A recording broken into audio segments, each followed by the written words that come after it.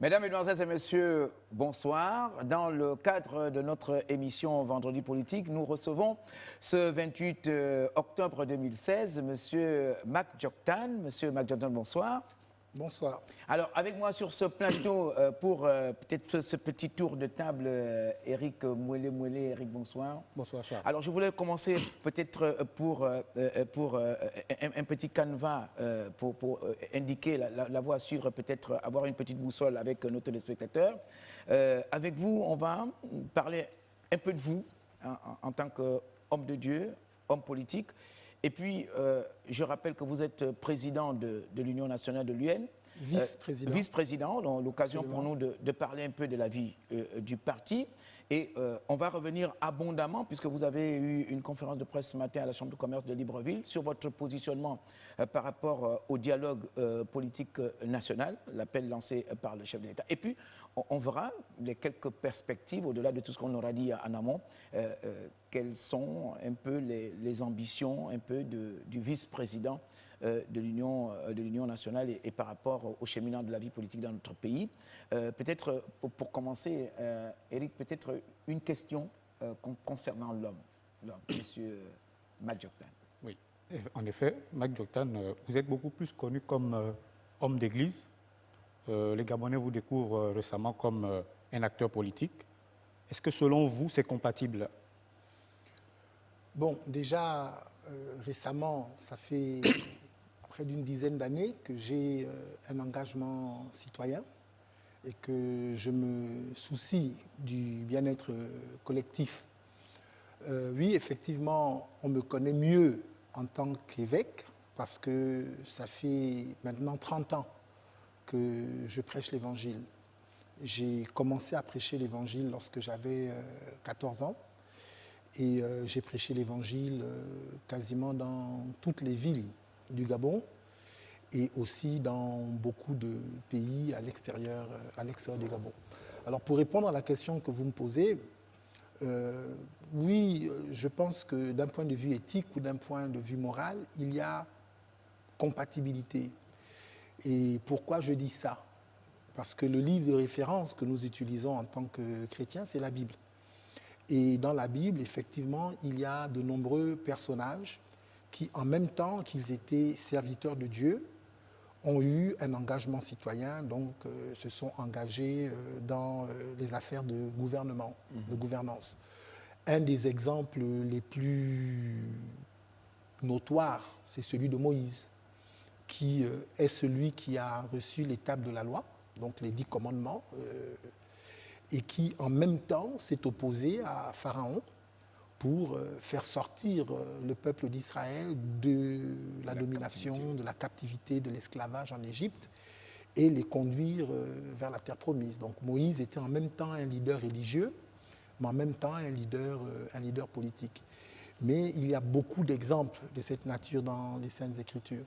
Jésus-Christ, par exemple, qui est notre Dieu, qui est le sujet et l'objet de notre adoration, on voit bien que quand il naît, les rois mages qui viennent de partout, certains notamment d'Afrique, viennent l'adorer, mais ils ne viennent pas adorer Dieu.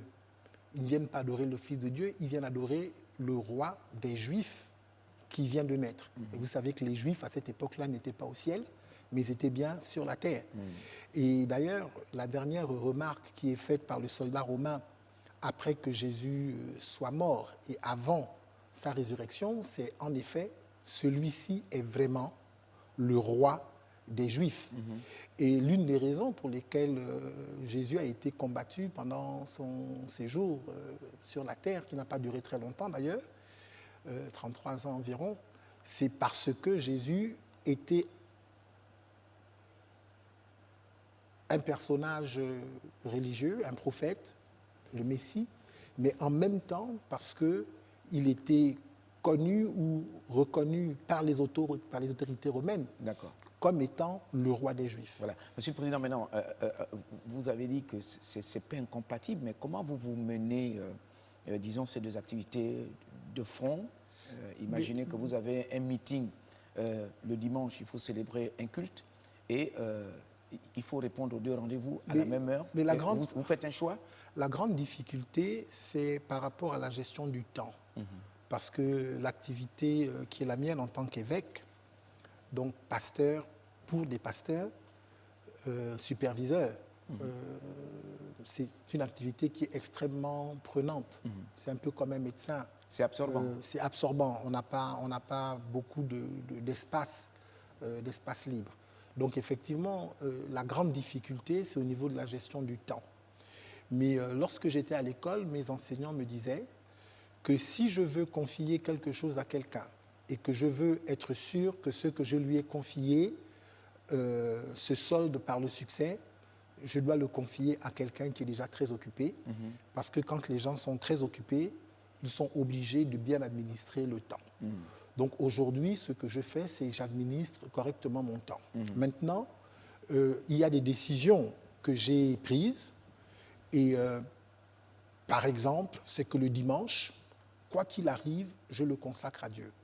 Et donc, c'est extrêmement rare que je fasse de la politique le dimanche.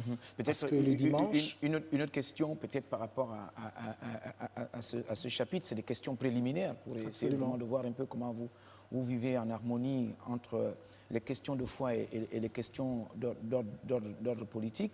Alors, vous avez dit que c'est facilement conciliable, c'est compatible, mais il y a quand même quelques différences quand même dans la façon de vivre en tant qu'homme politique et en tant qu'homme de Dieu. Il y a des choses parfois qui ne sont pas compatibles et qui ne sont pas conciliables. En fait, d'un point de vue purement moral, il est possible pour quelqu'un... C'est des milieux quand même assez différents. Il est possible pour quelqu'un, en même temps, d'être un homme d'église et en même temps d'avoir un engagement citoyen clair. Et il y a des exemples historiques, Martin Luther King, Desmond Tutu, etc. Le père Aristide. Le père Aristide, Jesse Jackson. Donc, c'est possible. Personnellement, aux exemples historiques, je préfère les exemples bibliques parce que c'est la Bible qui est mon livre de référence en premier. Maintenant, ce que vous essayez de dire, c'est qu'il y a des pratiques dans la politique qui sont absolument abjectes et immorales. Non, parfois, elle a sa propre logique. Peut-être pas abjecte, mais la politique a sa propre logique. Qui sont abjectes et immorales. Et comment est-ce que je fais pour me sentir à l'aise dans ce milieu? Mais ce n'est pas compliqué. Lorsque je fais de la politique, je la fais en tant que ce que je suis, Mike Joktan. Et j'essaye, comme dans la vie de tous les jours, en politique, de me comporter selon les valeurs qui sont les miennes. Je ne prétends pas être parfait, ne pas être sans péché et sans faute. Ce n'est pas de ça qu'il est question, mais les principes et les valeurs sont très fortement ancrés en moi et j'essaye de vivre selon ces principes et selon ces valeurs. Quand vous parlez politique, est-ce qu'en même temps vous parlez Dieu? Pas toujours, parce que je considère que Dieu ne se légifère pas. Dieu se transmet par la force de la conviction, s'il faut dire ça. Et donc, effectivement, j'essaye de convaincre ceux que je peux convaincre, ceux qui veulent bien se laisser convaincre, mais je n'essaye pas, en faisant la politique, de forcer l'intégration des valeurs chrétiennes qui sont la mienne. Je pense que quand on fait de la politique, on la fait pour tout le monde, sans discrimination aucune. Mais ça n'empêche pas qu'on puisse faire de la politique en ayant des valeurs claires. Pour ce qui me concerne, je suis chrétien, je suis né de nouveau, et je sais exactement en quoi je crois et en quoi je ne crois pas. Mike Joktan, depuis que vous êtes présent, vous avez utilisé le mot engagement citoyen à 3 reprises. Vous l'avez évité d'utiliser engagement politique. Parce que lorsque vous parlez d'engagement citoyen, si vous étiez resté dans la posture de l'homme d'église, on pourrait considérer que vous étiez dans un engagement citoyen. À partir du moment où vous avez choisi l'entrée dans l'arène politique, vous faites de la politique. Donc dites plutôt que vous avez pris un engagement politique. Bon, vous savez que le principe du langage, c'est que les mots ont le sens ou l'essence qu'on leur donne. En fonction du contexte. Dans ma bouche, engagement citoyen et engagement politique veut dire exactement la même chose. Pas nécessairement. Dans ma bouche, dans la bouche de Mike Joktan, engagement citoyen et engagement politique veulent dire exactement la même chose. Bien. Donc je le dis pour la clarté de ceux qui nous écoutent. Alors on va avancer peut-être une toute dernière question. Le chrétien, c'est l'exemplarité. Est-ce qu'on peut toujours parler d'exemplarité pour un homme politique? Mais en principe, les hommes politiques devraient être exemplaires. Et les hommes politiques, par leur façon de vivre, par leur façon de penser, par leur façon d'être, devraient être des exemples pour les plus jeunes. Donc personnellement, en faisant ce que je fais, je veille, en tout cas j'essaye d'être un modèle. Je ne sais pas si je le réussis, mais j'essaie d'être un modèle pour les jeunes qui me regardent. Voilà. Et qu'est-ce qui vous a amené à devenir un acteur politique? Mais en fait, c'est difficile à expliquer, mais ça part de ce que l'on ressent à l'intérieur. Je prêche l'Évangile depuis 30 ans. Je suis confronté, parce que je côtoie les Gabonais, je suis confronté à leur misère, je suis confronté à leur détresse quotidiennement. Et je leur apporte un message qui touche toutes les dimensions des hommes, l'esprit, l'âme et le corps. Et je me suis rendu compte que parfois, il est difficile d'atteindre l'esprit quand on n'a pas résolu les problèmes du corps ou les problèmes de l'âme. Donc, à un moment donné, alors que j'étais à Port-Gentil, j'ai commencé à ressentir certaines colères intérieures par rapport à certaines injustices, par rapport au fait que certaines choses n'étaient pas faites correctement et donc que les populations étaient en souffrance. J'ai essayé, parce qu'effectivement, à l'époque, j'avais du mal à imaginer Mike Joktan, pasteur, et en même temps acteur politique. J'ai essayé de confier mes idées à des amis, à des fidèles, à des gens qui m'étaient proches. Et puis, je me suis rendu compte que quand on a une ambition, quand on a un projet, il est mieux porté, en fait, il n'est bien porté que par soi-même.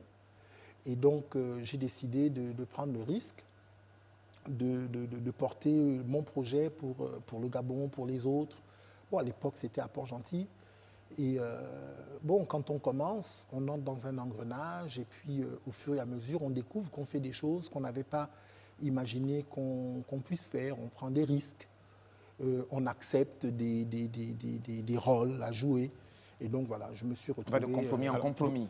Non, je ne parle pas de compromis, mais non, parce que ce n'est pas nécessairement des compromis, mais à un moment donné, des propositions sont faites. On dit, bon, mais il y aura telle manifestation, est-ce que tu peux prendre la parole ? Bon, oui, d'accord. Et puis tu te retrouves au milieu donc, de la manifestation à prendre la parole dans un cadre politique. Tu le fais une première fois, puis on dit, ah, mais c'était très bien, peut-être qu'il faut le faire une deuxième fois, et puis une troisième fois, et puis on entre au fur et à mesure. On est embarqué. On est embarqué. Éric, Voilà. Depuis, rapidement. vous êtes entré dans la vie politique parce que vous estimez que la souffrance de vos compatriotes devenait insoutenable.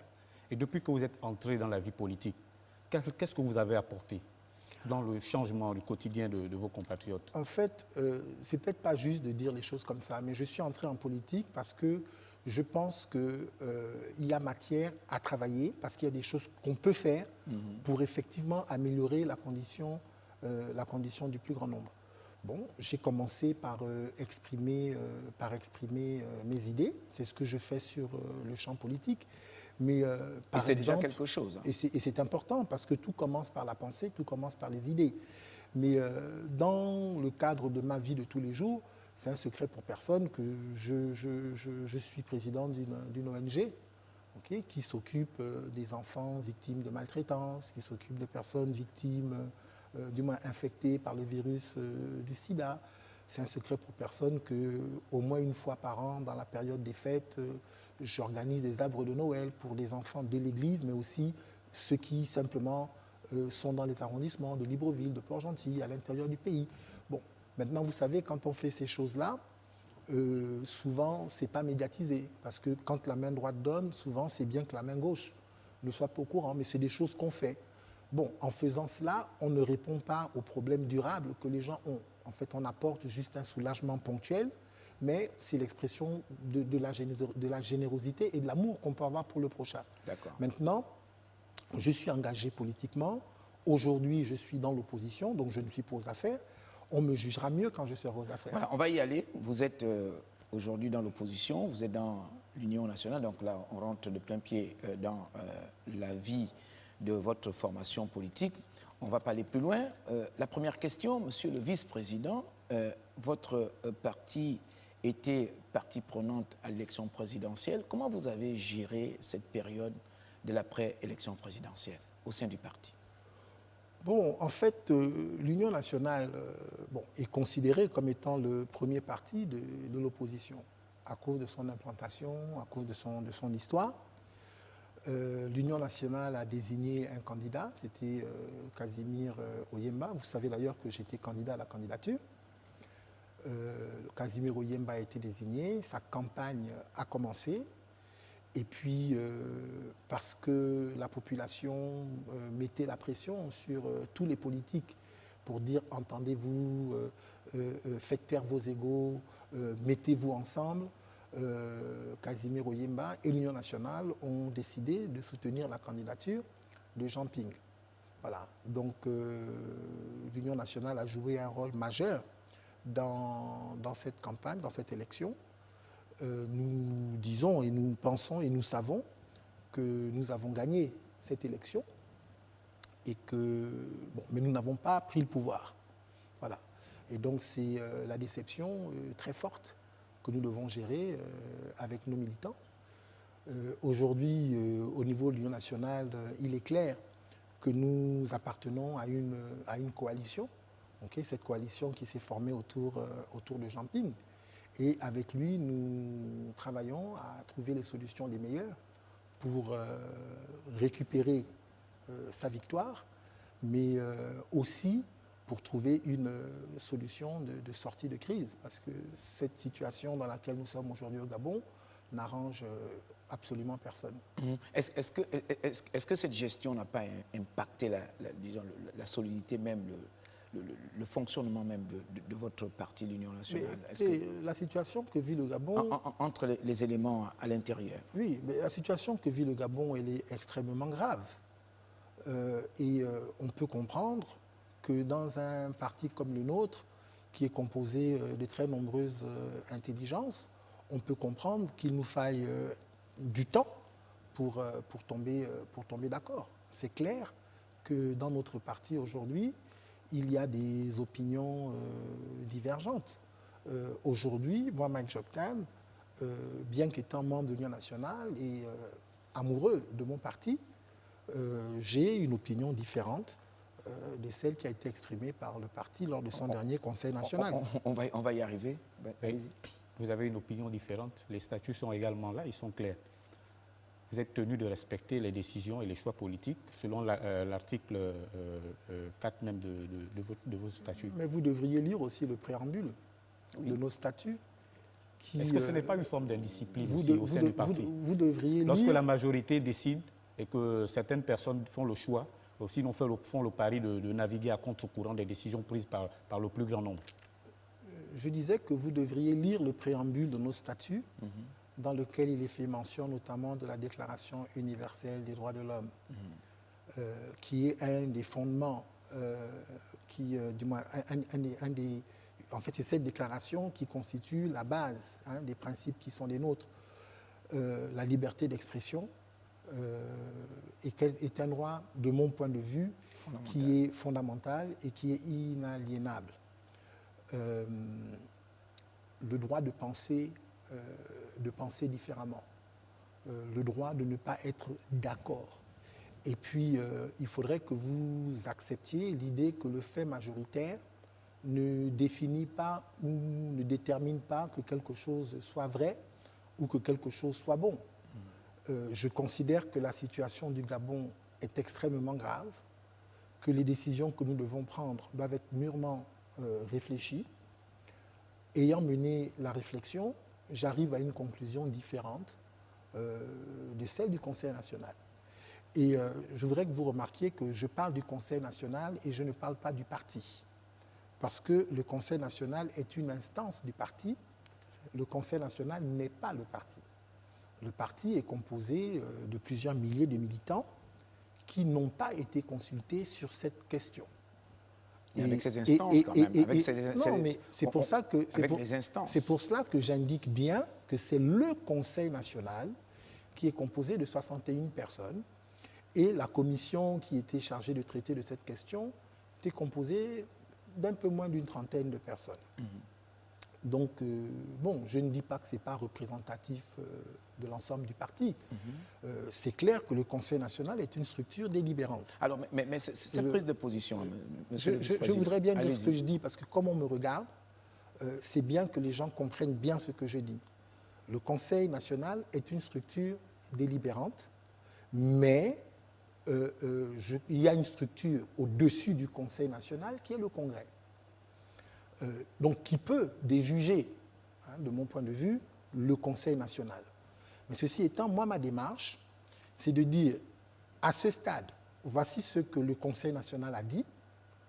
À l'intérieur de ce Conseil national, je n'étais pas le seul à dire ce que je dis. Okay? Peut-être que dans les jours et les semaines à venir, d'autres qui pensaient comme moi sortiront du bois et l'exprimeront. Okay? Ce n'était pas une majorité écrasante. C'est ça que j'ai envie de dire. Et quand même représentatif. Et ma démarche, c'est de dire, aujourd'hui, voilà la conclusion à laquelle vous êtes arrivé, mais je pense que je dois prendre le temps, puisque de toutes les façons, le dialogue n'a pas été appelé pour demain. Donc je prends le temps qu'il faut entre maintenant et la période du dialogue pour essayer de convaincre ceux qui sont avec moi dans le parti. Alors, mais comment ça a été ressenti Donc ça, c'est ma démarche. Monsieur le Président, comment ça a été ressenti dans le groupe? Parce qu'on a vraiment comme l'impression que ça vous a mis en mal, les relations ont pris un coup entre vous et les autres responsables du parti? Je vais vous surprendre. Mardi dernier, j'étais au bureau national du parti et j'ai été... en fait, les relations avec les autres membres du parti étaient, de mon point de vue, ce qu'elles ont toujours été. Moi, je n'ai de problème personnel avec personne. Je revendique simplement le droit à penser, parce que bon... Parce que selon nos petites informations, peut-être c'est ce qu'on dit, comme on dit, et c'est pas bon toujours de parler comme au quartier, c'est vrai, c'est des milieux hautement réfléchis, la politique. Ce qui nous est revenu, c'est que apparemment, vous avez la possibilité de démentir, de confirmer ou d'infirmer, c'est que Mac Joktan aurait l'intention, effectivement, de se désolidariser totalement de l'Union nationale pour créer une entité où, effectivement, il y aura toute la liberté de dire, de penser et de faire certaines choses sans être contraint de telle ou telle chose. Non. Vrai vous savez, ce n'est pas la première fois qu'on m'accuse de vouloir faire cavalier seul. Et tous ceux qui ont porté ces accusations contre moi, à chaque fois, se sont trompés. J'avais l'occasion, après les 2 congrès, de claquer la porte. J'avais des raisons, j'avais des bonnes raisons. J'aurais pu trouver des griefs, des bons justificatifs. Je ne les ai pas utilisés parce que je me sens bien. Vous restez au parti? Parce que je me sens bien dans l'Union nationale. Je veux être dans l'Union nationale. Maintenant, je ne veux pas être bridé. Je pense que la politique, nous devons apprendre à la faire autrement. Moi, je ne fais pas la politique en regardant ce qui se passait au PDG dans les années 70 ou 80. Okay? Moi, je fais la politique en regardant ce qui se passe dans les pays qui nous servent d'exemple de modèle. Et je vois que dans les autres pays, il y a de la place pour la diversité d'opinions. On peut être dans un même parti et ne pas penser pareillement sur un sujet particulier. Et je le vois bien chez les Républicains en France, je le vois bien dans le Parti socialiste, et je n'ai pas vu qu'on exclut des gens simplement parce que, dans le respect du groupe, ils expriment des opinions divergentes. Mais vous contextualisez quand même le cas du Gabon, ce n'est pas le cas de la France. Mais vous êtes d'accord qu'il y a des questions de leadership au sein de l'Union nationale? Mais je crois qu'au Gabon, on doit apprendre à faire la politique autrement. Oui, effectivement. Maintenant, est-ce qu'il y a des guerres de leadership dans un parti politique? Mais ça me paraît évident. Un parti politique, c'est un lieu où il y a une ambition collective et il y a des ambitions individuelles. Que les ambitions individuelles s'entrechoquent, ça ne pose pas de problème. Chacun a le droit d'avoir des ambitions. Certains militants de votre parti disent même que vous êtes souvent mis en minorité. Mais quand les gens ont des ambitions personnelles, ces ambitions personnelles ne doivent pas prévaloir sur les ambitions, sur l'ambition collective. Que je suis chaque fois ou régulièrement mis en minorité, j'en sais rien. Ce que je peux vous dire, c'est que dans le parti, je m'exprime librement. Je suis dans l'Union nationale. C'est Amo qui m'y avait emmené. Amo est mort. Okay. Je n'ai pas de maître à penser dans le parti. Donc, je fonctionne sur la base des convictions qui sont les miennes. Quand je pense que c'est bien, je le dis. Quand je pense que ça l'est moins, je le dis aussi. Généralement, je m'exprime librement dans le contexte des instances. Cette fois-ci, je trouve que le sujet est extrêmement grave parce que c'est un sujet qui va changer, de mon point de vue, le Gabon. Et je pense, parce que c'est un sujet d'une telle importance, si j'ai des convictions, je dois être en mesure de les exprimer et c'est ce que je fais là. Bien. Écoutez, la question, bon, on arrivera certainement tout à l'heure sur cette question, tout à l'heure, on en parlera. Voilà, peut-être Eric, une dernière question sur la vie du parti, avant effectivement d'enchaîner sur la prise de position par rapport au dialogue politique national. Selon les informations que j'ai recueillies auprès de certains militants de l'Union nationale, ils disaient que Macky Dioktan était un homme frustré et que sa sortie de ce matin était vraiment l'expression de sa frustration. Et ils sont même allés plus loin en disant que le rejet de sa candidature à la primaire de mars 2016 en est une des raisons. Que leur répondez-vous? Est-ce que c'était une démonstration de force ce matin? Écoutez, je vais répondre à ça en deuxième partie de ma réponse. D'accord. J'ai été candidat à la candidature. Lorsque cette question s'est posée, j'avais plusieurs choix. J'aurais pu directement poser ma candidature,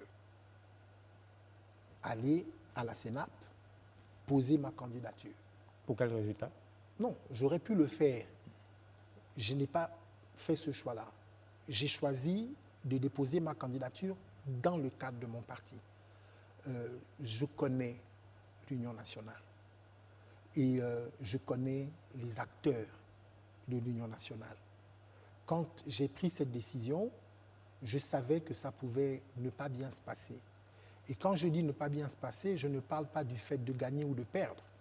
Je savais que certaines pratiques désagréables pouvaient surgir. Mais j'ai accepté de déposer ma candidature dans ce contexte-là. Vous avez accepté de déposer la candidature tout en sachant que vous ne gagnerez pas. J'ai décidé de le faire. Et quand le congrès, les deux congrès se sont terminés et que ma candidature n'a pas été retenue, j'ai gardé le silence. Okay? Personne ne peut dire que je me sois épanché quelque part, ni en privé, ni en public. J'ai accepté de faire ce qu'un homme politique doit faire. J'ai avalé la couleuvre, j'ai avalé le serpent. Sans être frustré. Lorsque quelque temps après, Casimir Oyemba m'a proposé de devenir directeur de campagne adjoint, j'ai accepté. Et j'ai rempli cette mission avec fidélité et avec excellence. Parce que chaque chose que je fais, j'essaye de le faire bien. Et puis, lorsque Casimir Oyemba s'est rangé derrière Ping, je me suis rangé derrière M. Jean Ping, je me suis rangé derrière lui et je l'ai soutenu. Voilà. Donc, je pense que ceux qui parlent de ma frustration, c'est une vue de l'esprit. Je pense que ça fait partie du procès d'intention okay, que l'on veut me faire. Or, les intentions sont du domaine de l'invisible. Ceci étant, oui, lorsqu'on fait de la politique avec des hommes, on les découvre, on apprend à mieux les connaître. Je connais bien les gens avec qui je fais la politique, je les connais mieux. Voilà. Mais ce n'est pas ce qui justifie ma prise de position actuelle. Ma prise de position actuelle, elle se justifie par le fait que je regarde à l'avenir et non pas dans un rétroviseur. Bien. Alors donc, on va effectivement aborder cette question en rapport avec votre nouvelle orientation par rapport à ce sujet assez épineux, vous l'avez dit, qui va déterminer un peu pratiquement le devenir à la fois institutionnel et même politique du pays. On va demander d'abord à la régie de nous envoyer ce petit reportage qu'on a tourné ce matin à la Chambre de commerce. Vous avez tenu effectivement cette conférence de presse. Peut-être que ce n'était pas une démonstration de force, vous allez vous justifier tout à l'heure. En tout cas, il y avait du beau monde à la Chambre de commerce de Libreville. Le reportage est signé Jean-Augustin Nzengi. Devant la presse nationale et internationale, des militants de l'Union nationale et certains leaders politiques, Mike Joktan, vice-président de l'UN, formation politique de l'opposition gabonaise, qui se désolidarise du directoire, accepte le dialogue proposé par le chef de l'État Ali Bongo Ondimba. L'Union nationale s'est prononcée contre ce dialogue. Mais cela ne m'empêche pas, au nom de la démocratie, parce que je suis un homme de conviction et un homme politique libre et intègre, d'exprimer mon point de vue et de dire quelle est ma position par rapport à cette question politique qui, me semble-t-il, devrait déterminer l'avenir du Gabon. Je vous le dis très clairement, je suis favorable donc à tous les dialogues, y compris celui appelé par Ali Bongo Ondimba. Et je demande à tous ceux qui, dans l'Union nationale, partagent cette position, de se ranger derrière moi afin que nous emmenions notre parti à se ressaisir pour porter ce que son feu secrétaire exécutif, André Mbaobam, avait appelé la nouvelle espérance. Pour Mike Joktan, le dialogue national reste le chemin indispensable pour sortir le Gabon de l'impasse et faire avancer le pays vers plus de démocratie et de bien-être social. J'invite donc tous les hommes politiques de la majorité et de l'opposition à faire preuve de responsabilité et de s'élever pour faire avancer la démocratie et l'état de droit et garantir à notre jeunesse le meilleur des futurs en saisissant l'occasion que leur offre le dialogue. Si le principe d'aller au dialogue national inclusif et sans tabou est admis aussi bien par le vice-président de l'Union nationale que par les jeunes du parti, il n'en demeure pas moins qu'il reste conditionné, ont-ils souligné, par la libération de tous les prisonniers politiques. Voilà, on va essayer d'avancer, d'aller un peu plus vite aussi par rapport à cette question, mais qui demeure quand même essentielle. C'est peut-être l'objet même principal de cette émission, de ce vendredi politique. Alors, vous avez dit que vous êtes pour le dialogue national, le dialogue politique national. Qu'est-ce que vous pensez mettre sur la table? Vous ne l'avez pas précisé. Qu'est-ce que M. Mike Joktan va apporter sur cette table de discussion? D'abord, je veux indiquer que le dialogue national appelé est supposé être un dialogue sans tabou et un dialogue inclusif. Donc, ce que je crois comprendre, c'est que personne ne doit être exclu du dialogue. Mais c'est quand même un dialogue politique. Et ce que je crois comprendre aussi, c'est qu'aucun sujet n'est tabou dans ce dialogue. Ce que je dis, c'est que l'opposition, puisque c'est le pouvoir institutionnel qui appelle au dialogue, l'opposition doit se retrouver, se concerter et tomber d'accord sur le principe du dialogue, en disant oui, nous pensons qu'il faut discuter. Une fois l'opposition a dit nous pensons qu'il faut discuter, maintenant l'opposition doit exprimer à quelles conditions elle veut discuter. Dans le cadre du front, autrefois, il y a eu un mémorandum qui a été rédigé, qui a été déposé dans les chancelleries auprès de la communauté internationale, notamment à l'ONUCA, qui définit à quelles conditions est-ce que les membres du front de l'époque étaient d'accord d'aller au dialogue. Bon. Mais comme ça fait déjà un certain temps que ce mémorandum a été produit, je suis d'accord qu'à cause des éléments nouveaux, qu'il y ait à nouveau une discussion pour tomber d'accord. Une fois nous sommes tombés d'accord sur le principe et sur ce que nous devons discuter, il faut tomber d'accord certainement sur le cadre et puis sur les dates. Voilà.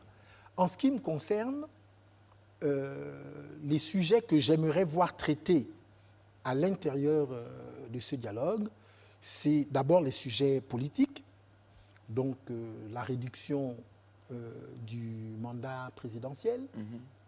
On a un mandat de 7 ans, Vous le prévoyez à peu près à combien? renouvelable à vie. C'est vous qui inaugurez véritablement cette série Je pense que 5-6 ans, ça peut faire l'affaire, à condition que ce soit renouvelable une seule fois. Je pense qu'il faut qu'on aille à des élections, toutes les élections, à 2 tours, pour des questions de représentativité, et puis aussi pour combattre le tribalisme ou le repli identitaire. Je pense que l'élection à 2 tours peut être une sorte de solution. Je pense qu'il faut qu'on rediscute du rôle de la CENAP, de la Cour constitutionnelle, de leur fonctionnement, de toutes les lois. La CENAP en quels termes?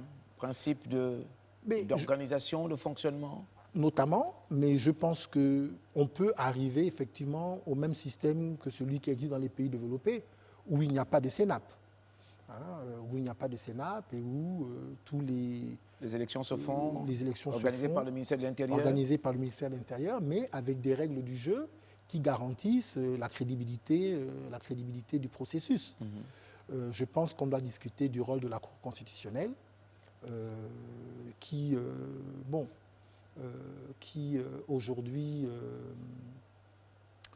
aujourd'hui a un rôle qui, de mon point de vue, est trop important. Voilà, il y a trop de puissance dans cette cour constitutionnelle. Et puis bon, les règles, simplement les règles du processus électoral qui doivent être discutées. Le code en lui-même doit être revu. Effectivement, pour permettre qu'on puisse parfois, de temps en temps, arriver à l'alternance dans notre pays. Parce qu'aujourd'hui, imaginer que par les urnes, on puisse arriver à l'alternance, je pense que les Gabonais ont bien compris que ce n'est pas le cas. Mike Dioktan, votre sortie de ce matin, c'était en qualité de vice-président de l'Union nationale ou bien Mike Dioktan qui se détache de ses compagnons?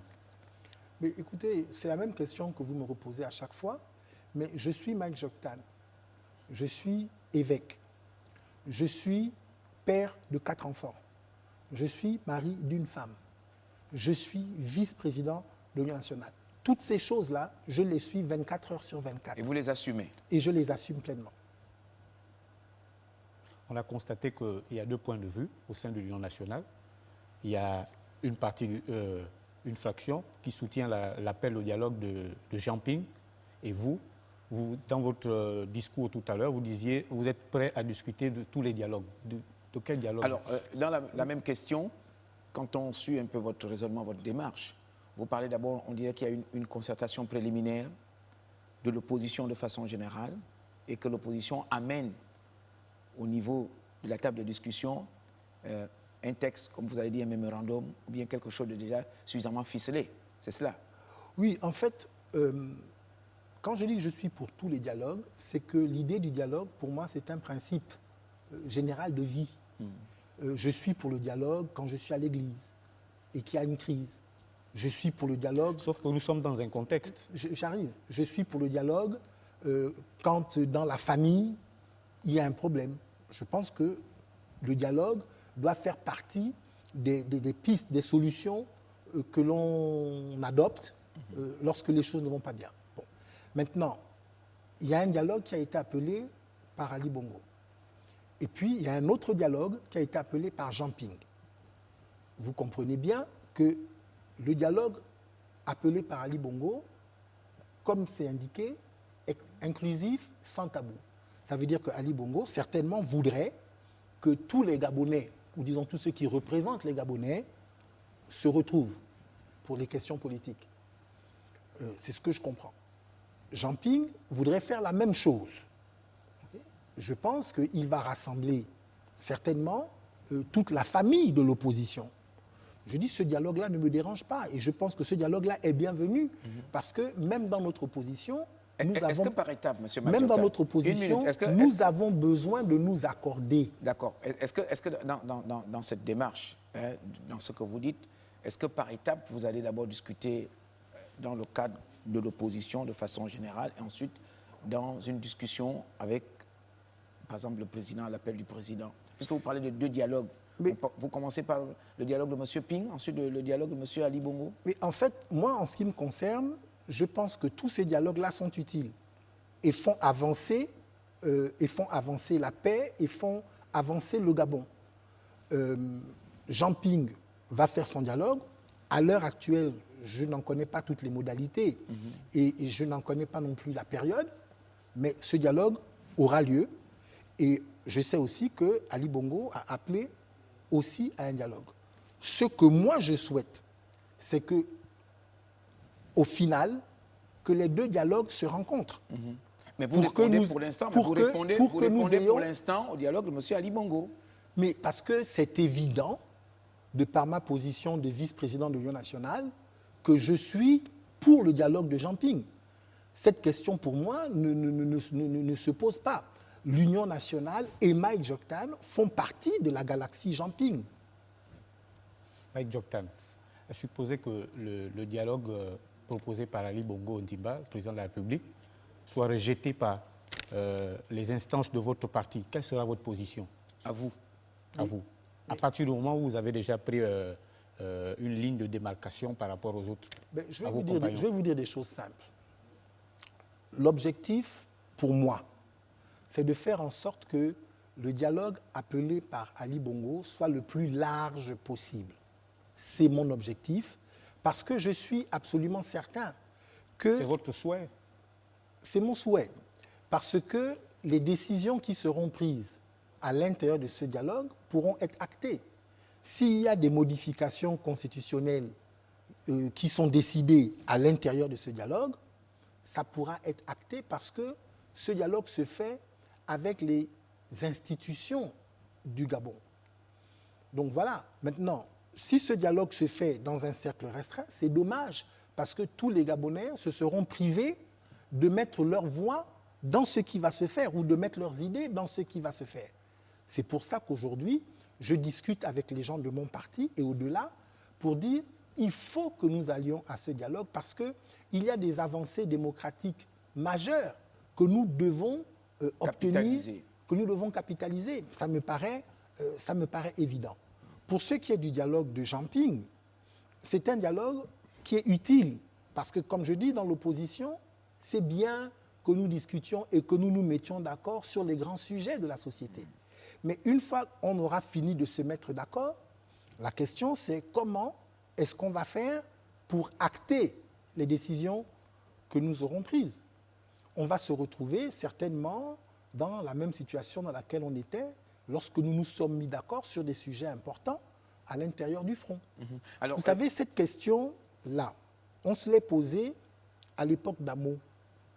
Quand Amo a proposé la conférence nationale souveraine, autour d'Amo, il y a deux groupes qui se sont formés. Il y a un groupe qui disait, pour que la conférence nationale souveraine ait lieu, il faut qu'elle soit appelée par le pouvoir institutionnel, donc par Ali Bongo. Et puis il y avait un autre groupe qui disait, on n'a pas besoin Ali Bongo pour appeler à la conférence nationale souveraine. La conférence nationale souveraine sera une sorte de constituante. On a simplement besoin de se rassembler, de décider, et puis d'imposer ce qu'on a décidé. Bon.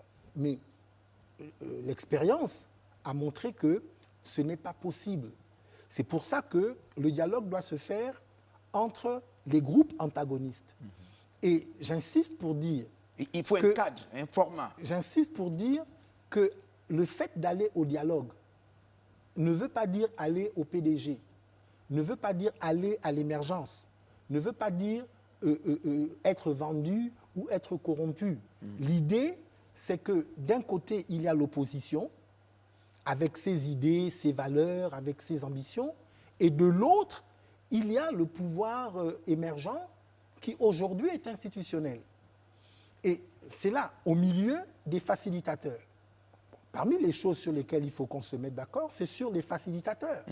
Il faut qu'on ait confiance aux personnes qui vont jouer le rôle d'intermédiation. Donc, comprenez que quand moi je dis que je suis pour le dialogue, je ne suis pas pour le dialogue à n'importe quel prix ou sans préalable.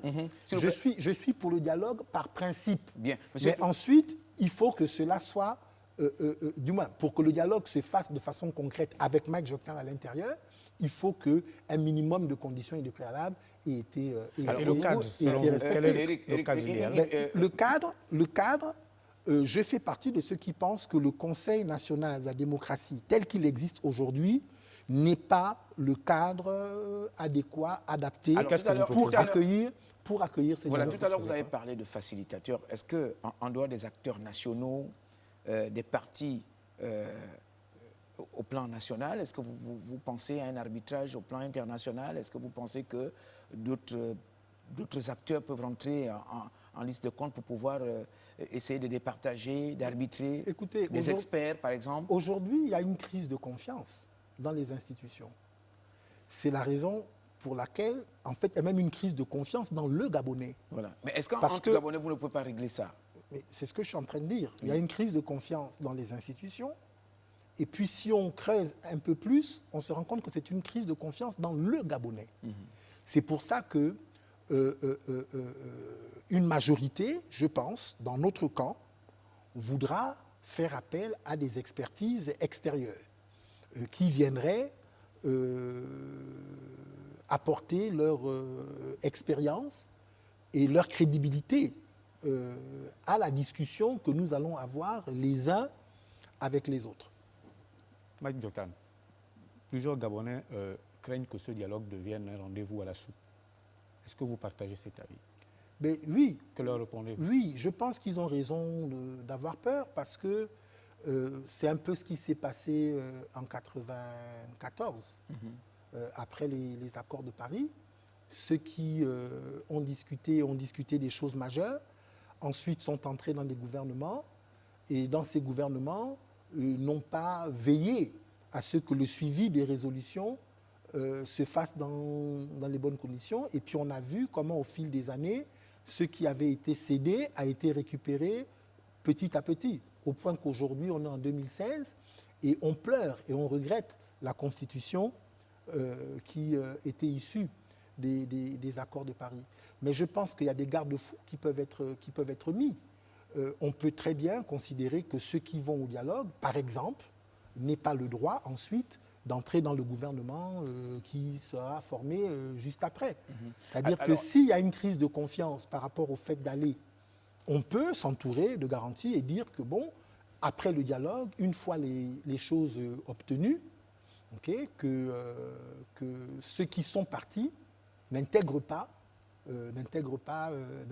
un gouvernement pour une période de 4 ans, de 5 ans, jusqu'à la fin du mandat d'Ali Bongo, par exemple. Voilà, monsieur le vice-président, nous sommes là dans... C'est des verrous qui peuvent être mis. Dans les perspectives concernant donc ces discussions, ce dialogue politique national.